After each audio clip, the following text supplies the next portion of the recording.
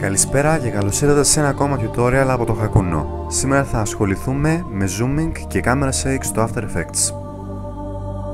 Για αυτό το tutorial θα χρειαστούμε μια σκηνή έτοιμη, δηλαδή που να έχει μπει μέσα στο Vegas και να έχουν ήδη αφαιρεθεί μπάρες, γενικά να έχετε τελειώσει όλη τη δουλειά από το Vegas και να μπορείτε να τη δουλέψετε ελεύθερα στο After Effects. Πριν την κάνουμε import θα δημιουργήσουμε ένα νέο composition, ναι, HD. Βασικά όχι, καλύτερα να την κάνουμε πρώτα import.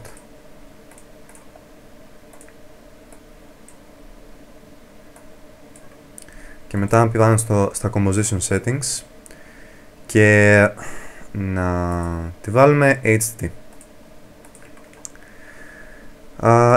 Εμένα μου αρέσει προσωπικά να βγάζω τα borders, δεν μου αρέσουν, δηλαδή έβαζα borders μέχρι και το τρίτο μου βίντεο, μετά από εκεί πέρα τα έβγαζα, δεν μου άρεσαν. Λοιπόν, τώρα για το zoom. Υπάρχουν πάρα πολλοί τρόποι για να κάνεις zoom. Ένας από τους πιο βασικούς είναι να κάνεις το layer σου 3D και να πας Λοιπόν, όταν κάνεις το layer σου 3D εμφανίζονται τρεις άξονες πάνω στο βίντεο. Ο άξονας ψ, χ και ζ. Ο καθένας ελέγχει διαφορετικές διαστάσεις του βίντεο. Ο χ ελέγχει τις διαστάσεις τις οριζόντιες, δηλαδή άμα το πατήσεις και το κάνεις drag, το βίντεο σου, το layer σου, όχι βίντεο αναγκαστικά, οτιδήποτε, ακόμη και εικόνα, μεταφέρεται και μετακινείται δηλαδή μόνο οριζοντίως, χωρίς να χάνει από πάνω και από κάτω. Το ίδιο συμβαίνει για το ψ, μόνο που ισχύει για οριζόντια, όχι για κατακόρυφα. Ο ζ ελέγχει το βάθος. Προφανώς έτσι θα μπορούσαμε να το αφήσουμε και να έχουμε ένα zoom έτοιμο. Αλλά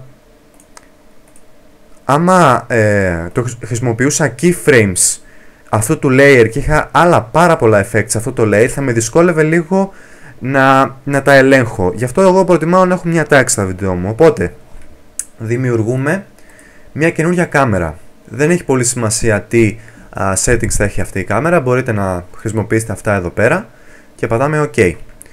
Έπειτα πηγαίνουμε σε αυτήν εδώ την επιλογή και πατώντας δεξί κλικ μπορούμε να ζουμάρουμε μέσα ή έξω στο 3D μας περιβάλλον. Έχουμε κάνει, είπαμε, 3D το layer αυτό, πατώντας τον κύβο, τσεκάροντας τον κύβο εδώ πέρα κάτω. Όπως βλέπουμε, άμα δεν είναι 3D δεν μπορεί να λειτουργήσει πάνω σε αυτό η κάμερα. Λοιπόν, άμα θέλουμε, ας πούμε, να μετακινηθούμε από κάποιο σημείο ενώ έχουμε κάνει zoom, για παράδειγμα τώρα ανοίγουμε την κάμερα στο transform και θέτουμε ένα keyframe στο position. Βασικά να θέσουμε keyframe σε όλα. Ωραία. Είναι μια καλή τακτική αυτό. Και κάνουμε zoom στα 2 δευτερόλεπτα, για παράδειγμα. Δεν το έχω κάνει 3D.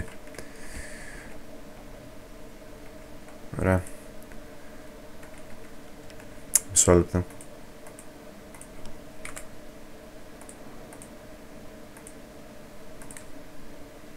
Το κάνω 3D και κάνω λίγο zoom εδώ. Ή μάλλον να θέσω ένα keyframe πριν το κάνω αυτό, στο position, και στα 2 δευτερόλεπτα, όπως είπα πριν, να ζουμάρω. Αλλά θέλω, ας πούμε, να φαίνεται πιο καλά ο morphling εδώ πέρα, οπότε πατάω παραταμένα στην κάμερα και στο track χ-ψ camera tool και μετακινώ την κάμερά μου. Βέβαια θα πρέπει να θέσω keyframe και στα άλλα stopwatch,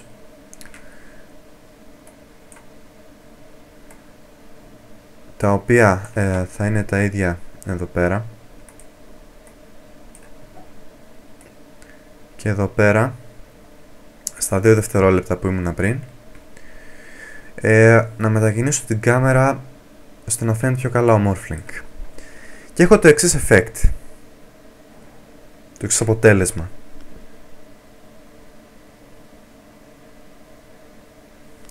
Βλέπουμε ότι σταματάει λίγο απότομα η κάμερα, αλλά αυτό διορθώνεται πάρα πολύ εύκολα.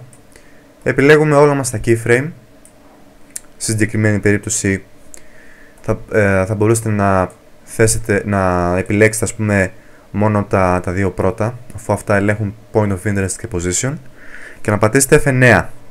Με το F9 κάνετε την κάμερα να φτάνει στο σημείο που τη θέσατε πιο ομαλά. Καταλάβατε? Άμα πατήσω control στα keyframes, τότε επανέρχονται εκεί που ήτανε και έτσι μπορούμε να δούμε τη διαφορά. Πόσο απότομα σταματάει εδώ και πόσο πιο ομαλά σταματάει άμα πατήσουμε F9 και βάλουμε easy ease στα keyframes. Λοιπόν, αυτά είναι όσον αφορά το zooming και το camera movement, και τώρα πάμε στο camera shake. Ας διαγράψουμε την κάμερα. Θέλουμε να έχουμε το layer μας έτσι. Γράφουμε εδώ πέρα στα effects wiggle, έτσι, W-I-G-G-L-E, και πατάμε στο wiggle position. Το κάνουμε drag στο layer μας και ξαφνικά αποκτούμε camera shake. Αυτό που βλέπουμε όμως είναι ότι εμφανίζονται μαύρα borders, γιατί το layer μας δεν είναι τόσο μεγάλο. Γι' αυτό το λόγο θα κάνουμε zoom. Γι' αυτό χρειάζεται το zoom. Θα πάμε στην κάμερα πάλι και θα ζουμάρουμε λίγο με δεξί κλικ και μέσα. Και έχουμε το εξής αποτέλεσμα, χωρίς να φαίνονται μαύρα. Γι' αυτό το λόγο θα πρέπει, ας πούμε, άμα σκοπεύετε να βάλετε κάμερα shake, να τραβάτε λίγο πιο ψηλά όταν είστε μέσα στο Warcraft τη σκηνή σας, ώστε να μπορέσετε να αποδώσετε όταν κάνετε το zoom το ίδιο ύψος που θέλετε. Γι' αυτό, ας πούμε, ήταν λίγο πιο ψηλά από ό,τι έπρεπε. Τέλος πάντων. Και βλέπουμε ότι έχουμε camera movement, το οποίο κατά τη γνώμη μου φαίνεται πολύ πιο καλά από ό,τι άμα το είχαμε χωρίς. Να δείτε τι εννοώ. Άμα, ας πούμε, βγάλουμε μια στιγμή το wiggle, βλέπουμε ότι δεν υπάρχει καθόλου κίνηση και φαίνεται, ας πούμε, η κίνηση βαρετή, ας το πω έτσι. Άμα θέλουμε, για παράδειγμα, επιστρέφουμε στο wiggle, άμα θέλουμε για παράδειγμα να κάνουμε την κάμερα να κινείται λίγο πιο γρήγορα ή να κινείται λιγότερο, πηγαίνουμε σε αυτά τα δύο controls εδώ πέρα πάνω. Το πρώτο ελέγχει το speed και το δεύτερο το amount. Το speed αφορά την ταχύτητα.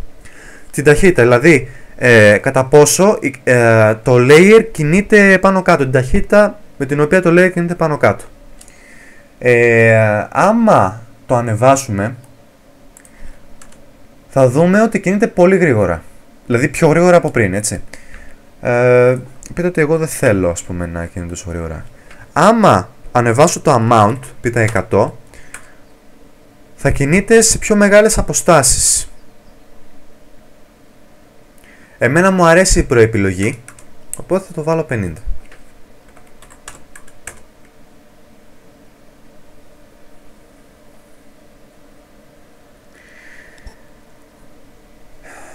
Αυτά αφορούσε το σημερινό tutorial. Συγγνώμη άμα μίλησα λίγο γρήγορα. Θα βάλω και subtitles σε περίπτωση που δεν μπορείτε να πιάσετε κάτι, άμα σας είναι πιο εύκολο να το διαβάσετε στα αγγλικά. Θα το κάνω και αυτό. Ελπίζω να σας βοήθησα. Τα tutorials που κάνω είναι για βασικούς χρήστες After Effects και η αλήθεια είναι ότι γίνεται να κάνεις zoom και camera shake στο Vegas. Το θέμα είναι ότι το shake effect, shake plugin στο Vegas είναι λίγο δύσκολο να το βρεις, είναι λίγο ψάξιμο. Εγώ προσωπικά δεν έχω μπει ποτέ στον κόπο να το ψάξω από τη στιγμή που είχα το After Effects στα χέρια μου. Αλήθεια είναι πως το After Effects είναι για λίγο παραπάνω, ας πούμε, γνώση στα editing programs. Ελπίζω να σας βοήθησα, έστω και λίγο. Για το επόμενο tutorial θα αποσταριστεί η thread, είτε στο Fairplay Arena είτε στο Dota 2GR.